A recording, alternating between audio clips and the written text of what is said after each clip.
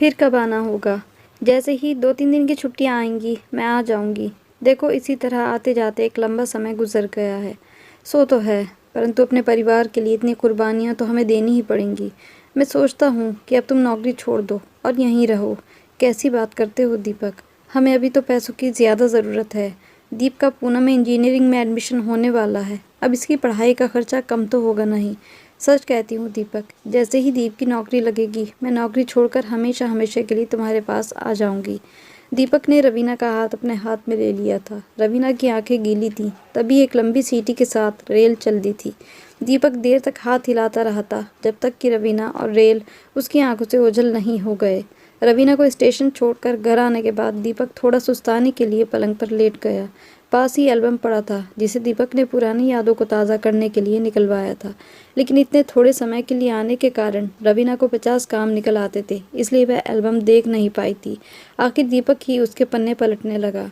शादी के पहले से ही रवीना दून में एक स्कूल में अध्यापिका थी और दीपक ऋषिकेश में एक कंपनी में ड्राफ्ट्समैन था, जिसके प्रोजेक्ट पर्वतीय इलाके में चल रहे थे। एक बार दीपक अपने प्रोजेक्ट पर काम करने के लिए दून गया था। वह एक ऊंची पहाड़ी पर चढ़कर डिज़ाइन कर रहा था। तभी उसका पैर फिसल गया था और वह और उसके डिज़ाइन दोनों लुढ़कते हुए नीचे आ गए थे। उसे देखकर रवीना पहले तो खूब हंसी, लेकिन बाद में उसने आगे बढ़कर दीपक को थाम भी लिया था, वरना वह और नीचे तलक लुढ़कता जाता। वहीं दीपक और रवीना की आंखें चार हुईं। दीपक ने इधर उधर देखा और जल्दी जल्दी अपने कपड़े झाड़ते हुए रवीना को थैंक यू बोला। पहली मुलाकात में ही वह रवीना से इम्प्रेस हो गया था। अब वह रोज़ ही शाम को रवीना के स्कूल के सामने देवदास सा खड़ा हो जाता। पहले पहले तो रवीना को वह चुपकू लगा, लेकिन थोड़े ही दिनों में रवीना को महसूस होने लगा कि दीपक के बिना उसके जीवन में कहीं खालीपन है, अधूरापन है। एक दिन रवीना दून से स्कूल के काम से दिल्ली आ रही थी। गाड़ी बहुत लेट थी। वह परेशान सी कभी बस स्टैंड तो कभी रेलवे स्टेशन के चक्कर काट रही थी। तभी दीपक ने जीप रोकते हुए कहा था, अरे कभी इस सेवक को भी तो सेवा का मौका दिया करें। रवीना जी, चलिए जल्दी से बैठिए, मुझे भी दिल्ली ही जाना है। रवीना का दिल एक बार तो जोर से धड़क उठा कि अकेले और अनजाने आदमी के साथ जाना क्या ठीक होगा। अरे ये अनजाना कहाँ है जिसे मन ही मन अपना लिया हो, उसके साथ सफ़र करने में डर कैसा। और रवीना दीपक की बगल वाली सीट में बैठ गई। हल्की बूंदाबांदी शुरू हो गई थी। पूरा सफ़र खामोशी में ही बीता।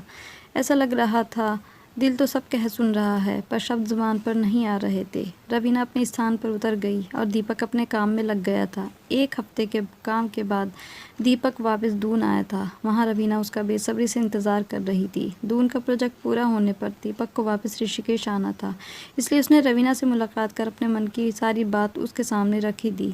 1 माह के लंबे इंतज़ार के बाद रवीना की भी सहमति उसे प्राप्त हो गई थी। दीपक और रवीना के बीच ये समझौता हुआ था कि जब रवीना की नौकरी उनके लिए परेशानी का कारण बनेगी, तब वह नौकरी छोड़ देगी, क्योंकि ना तो रवीना ऋषिकेश आ सकती थी और ना ही दीपक दून में रह सकता था। शादी के बाद दोनों ने 10-12 दिन की छुट्टी ली थी और मनाली के लिए चले गए। हंसते गाते समय कैसे गुजर गया मालूम ही नहीं पड़ा। अब रवीना दून में रहती और दीपक ऋषिकेश में।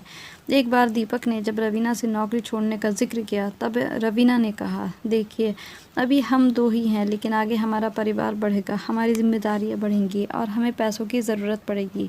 आजकल वैसे ही नौकरियां मिलती नहीं हैं, इसलिए नौकरी छोड़ने के बजाय कभी मैं तो कभी तुम मिलने के लिए आते रहा करेंगे। दीपक को रवीना की बातों में दम लगा। उनके बीच दीप आ गया, उनका नन्हा मुन्ना। हम दो हमारा बस एक बच्चा क्रेच में पलने बढ़ने लगा। रवीना को दून में स्कूल का क्वार्टर मिला था। इसी तरह आपसी सामंजस्य पर उनकी गृहस्थी की गाड़ी चल रही थी। दीपक ने बढ़ती आर्थिक तंगी के कारण अब रवीना से नौकरी छोड़ने का आग्रह करना कम कर दिया था। समय आबाद गति से गुजर रहा था और इस तरह 22 साल गुजर गए थे। साहब आज ऑफिस को नहीं जाने का क्या? सच में साहब, आपने और भाई साहब ने अपने परिवार के लिए बहुत कुछ किया। कमलाबाई की आवाज़ से दीपक की तंद्रा टूट गई। वह जल्दी से तैयार होकर ऑफिस निकल गया। दीपक के मन मस्तिष्क में रवीना की एक ही बात घूम रही थी कि दीप की नौकरी लगते ही वह भी नौकरी छोड़ देगी और हमेशा हमेशा के लिए दीपक के पास आकर रहेगी। अपनी पढ़ाई और नौकरी के दौरान ही उनके बेटे दीप ने अपनी पसंद की लड़की ढूंढ ली थी। उसकी शादी करके रवीना और दीपक निश्चिंत से हो गए थे। रवीना 4 दिन की छुट्टियों में ऋषिकेश आई हुई थी। दोपहर का समय था। वह अपने कमरे से निकलकर बाहर आ रही थी। तभी दीप के कमरे से आती आवाज़ ने उसके पैर बांध दिए थे। दीप कह रहा था, रूबी, माँ ने हम लोगों के लिए बहुत किया है। माँ और पापा ने इस घर को बनाने के लिए, हमें पढ़ाने के लिए जीवन भर समझौता किया। माँ दून में रही और पापा यहाँ। अब मैं चाहता हूँ कि माँ यहीं रहे, हम सब के बीच और पापा के पास। तभी उसे रूबी की आवाज़ सुनाई दी। दीप, तुम भी कैसी बातें करते हो? माँ मीन सास। ओ नो दीप, मैं तो ये सोच भी नहीं सकती। वो यहाँ रहेंगी तो ये मत करो, वो मत करो, ऐसे रहो, सुबह जल्दी उठो। नो दीप, मैं तो ये सोचकर ही परेशान हो जाती हूँ। वो सीता की भी तो कैकई सास थी ना, कितना परेशान कर दिया था उसे। माँ तो आती जाती ही अच्छी हैं। और इसी के साथ उसे दीप और रूबी के हंसने की आवाज़ सुनाई दी थी। उसमें आगे कुछ सुनने की शक्ति नहीं रह गई थी, इसलिए वह वापस अपने कमरे में जाकर तकिए पर सर रखकर काफ़ी देर तक रोती रही थी।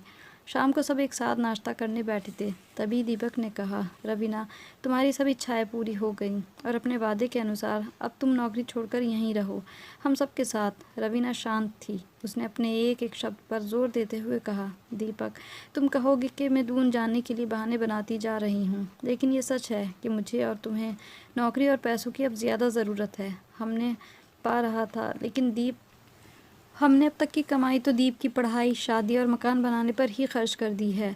ना मेरे पास कुछ पैसा है ना तुम्हारे पास, लेकिन हमें बुढ़ापा भी तो गुजारना है। जब हाथ पैर थक जाएंगे, उस समय के लिए भी तो 2 पैसे हमारे पास होने चाहिए ना। दीपक रवीना की पहेली को समझ ही नहीं पा रहा था, लेकिन दीप और उसकी पत्नी ऐसा दिखावा कर रहे थे मानो वही उसके सबसे बड़े शुभ चिंतक हैं।